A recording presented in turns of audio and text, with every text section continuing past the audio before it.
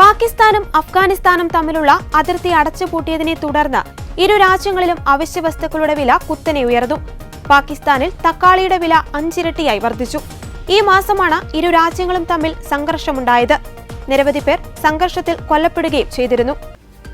2600 കിലോമീറ്ററാണ് ഇരു രാജ്യങ്ങളുടെയും അതിർത്തി.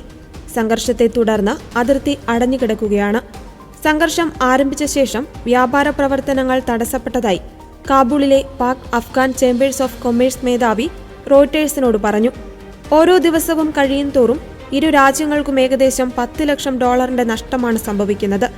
പഴങ്ങൾ, പച്ചക്കറികൾ, ധാതുക്കൾ, മരുന്ന്, ഗോതമ്പ്, അരി, പഞ്ചസാര, മാംസം, പാൽ ഉൽപ്പന്നങ്ങൾ എന്നിവയാണ് ഇരു രാജ്യങ്ങളും തമ്മിലുള്ള വ്യാപാരത്തിൽ ഭൂരിഭാഗവും. പ്രതിവർഷം $230 കോടി വ്യാപാരമാണ് നടക്കുന്നത്. പാകിസ്ഥാനിൽ പാചകത്തിന് വ്യാപകമായി ഉപയോഗിക്കുന്ന തക്കാളിയുടെ വില 400% വർദ്ധിച്ച് കിലോയ്ക്ക് 600 പാകിസ്ഥാനി രൂപയായി. അഫ്ഗാനിസ്ഥാനിൽ നിന്ന് വരുന്ന ആപ്പിളിനും വില വർദ്ധിച്ചു.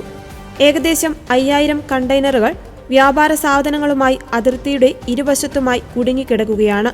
പാകിസ്ഥാനെ ആക്രമിക്കുന്ന തീവ്രവാദികളെ നിയന്ത്രിക്കണമെന്ന് ഇസ്ലാമാബാദ് കാബൂളിനോട് ആവശ്യപ്പെട്ടതാണ് അതിർത്തിയിലെ സംഘർഷങ്ങൾക്ക് കാരണമായത്.